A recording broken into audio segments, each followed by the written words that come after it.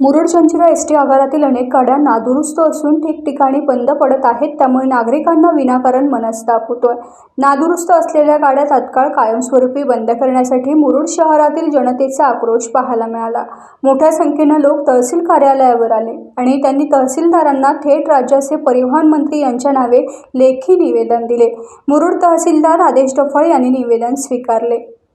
यावेळी नगरसेवक ॲडव्होकेट रुपेश पाटील यांनी एसटी बसेसची दुरावस्था या संदर्भात तहसीलदार आदेश डफळ यांच्याकडे कैफियत मांडली.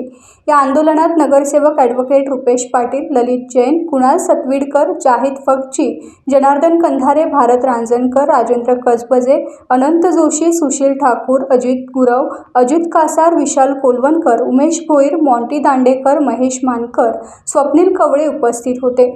निवेदनात असं म्हटलं आहे की एसटी आगारातील रोजच्या रोज एसटी बसेस रस्ता बंद पडतात.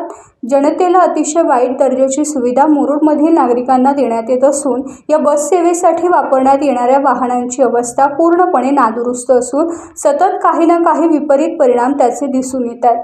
मागील काही दिवसात गाडी रस्त्यात बंद पडणे, वाहनांचे चाक निखळून पडणे, फाटलेला टायर गाडीस लावणे, चालक वाहक उपलब्ध नसणे, वाहन कधीच वेळेवर न सुटणे अशा अनेक समस्याने मुरुड आगारास व्यापले आहे.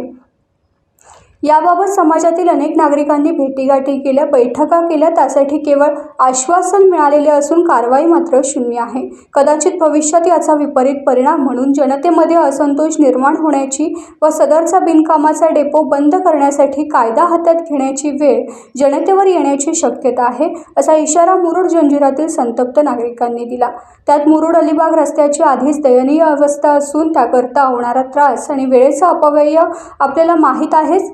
तसेच येणारा काळ पावसाळ्याचा असून सदरची परिस्थिती अधिक बिकट होण्याची शक्यता आहे. आता याबाबत राज्य परिवहन महामंडळ कोणती कारवाई करते याकडे मुरुड जंजिरामधील नागरिकांचे लक्ष लागले आहे.